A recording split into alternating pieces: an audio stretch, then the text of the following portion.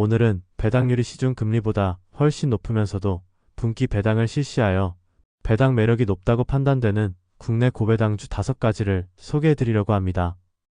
개인적인 관점에서 나름 실적, 밸류에이션 등을 종합적으로 검토하여 선정하였으니 끝까지 시청하셔서 참고하시면 좋을 듯 합니다. 바로 알아보자면 오늘 첫 번째로 소개해드릴 종목은 SK텔레콤입니다. SK텔레콤은 KT와 함께 국내 통신 기업 중 시가총액 1위, 2위를 다투고 있으며 최근 주가는 5만원에서 6만원 사이에서 거래되고 있습니다.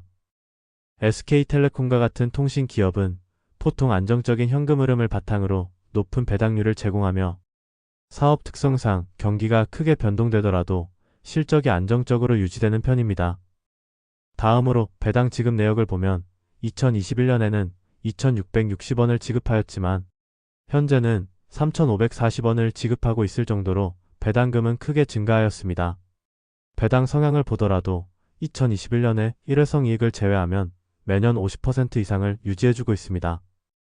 참고로 배당 성향이란 버는 돈의 몇 %를 배당금으로 지급하는지를 나타내는 지표로 배당 성향이 50%라는 뜻은 버는 돈의 절반을 배당금으로 지급해준다는 의미입니다. 여기서 작년 배당금인 3,540원이 올해에도 그대로 지급된다고 가정했을 때의 주가별 배당률은 다음과 같습니다. 현재 주가가 대략 55,000원 정도이기 때문에 6.44% 정도의 연간 배당률을 기대해 볼 수 있는 자리이고 주가가 5만원까지 하락한다면 7%대의 배당률도 노려볼 수 있습니다. 여기서 중요한 건 시중 금리보다는 훨씬 더 높은 배당률을 기대해 볼 수 있다는 점이 아닌가 싶습니다. 그리고 SK텔레콤의 과거 실적과 올해 실적 전망을 보면 매출과 영업이익 모두 꾸준히 증가하는 추세를 보일 것으로 예상되고 주식수 변동도 크게 없기 때문에 매출과 영업이익이 지속적으로 성장하는지 또는 유지되는지를 확인하면 될 것 같습니다. 또한 SK텔레콤의 경우 영업이익률도 계속 우상향하여 10%대에 도달하였기 때문에 경쟁력을 잘 유지하면서 매출과 영업이익을 늘려가고 있는 기업이라고 판단됩니다. 참고로 SK텔레콤의 2025년 예상 PER은 9.3배 정도입니다. 오늘 두 번째로 소개해드릴 종목은 바로 KT입니다. KT는 최근 주가가 상승세를 달리면서 SKT를 제치고 국내 통신 기업 중 시가총액 1위를 차지하였습니다.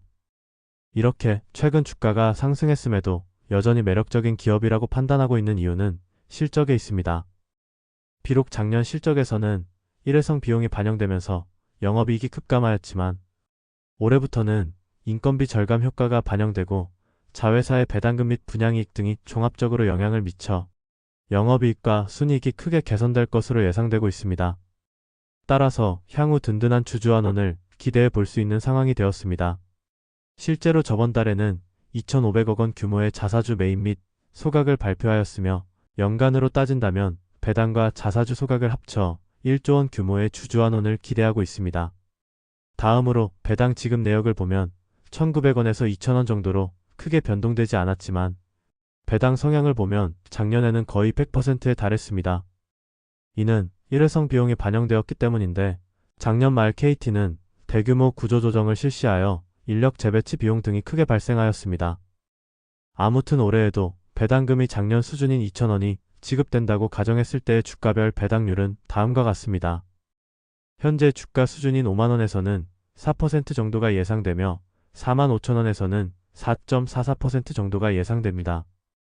오늘 첫 번째로 알아본 SK텔레콤에 비해서는 매력적인 배당률이 아닐 수 있지만 올해부터는 KT의 이익이 크게 개선되는 만큼 배당금이 증가할 가능성이 높고 배당금이 크게 증가하지 않더라도 자사주 매입 및 소각을 기대해 볼 수 있습니다.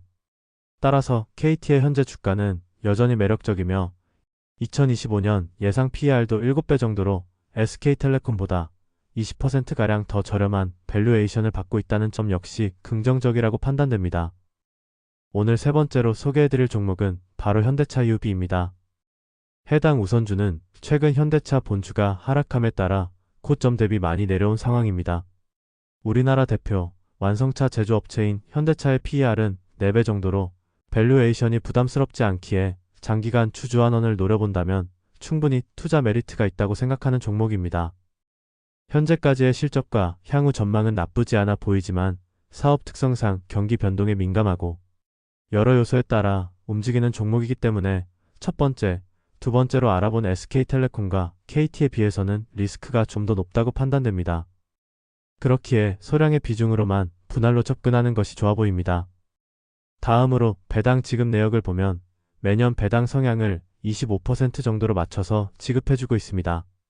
이에 따라 실적이 증가할수록 지급받는 배당금도 비례하여 증가하는 모습을 볼 수 있습니다. 올해에도 배당금이 작년 수준인 12,100원이 지급된다고 가정했을 때의 주가별 배당률은 다음과 같습니다. 현재 주가 수준인 15만원에서는 8%가 예상되며 10만원에서는 10% 이상의 배당률이 예상됩니다.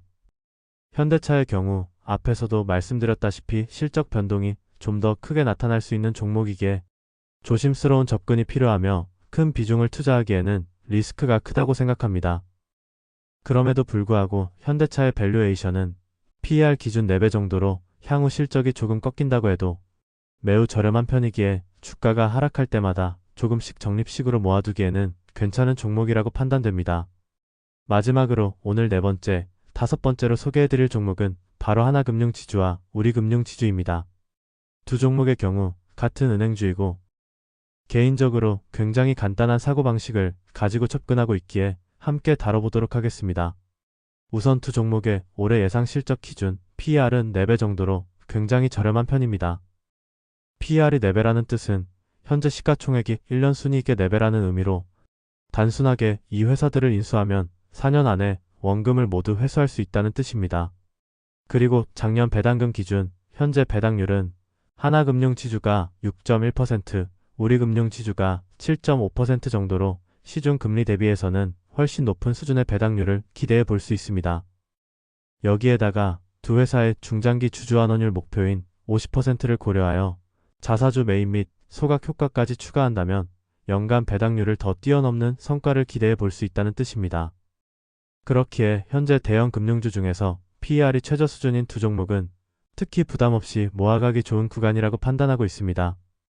단순히 배당률만 고려하더라도 충분히 매력적이고 여기에 자사주 소각 효과까지 포함되어 더 높은 수익률을 기대해 볼 수 있기 때문입니다.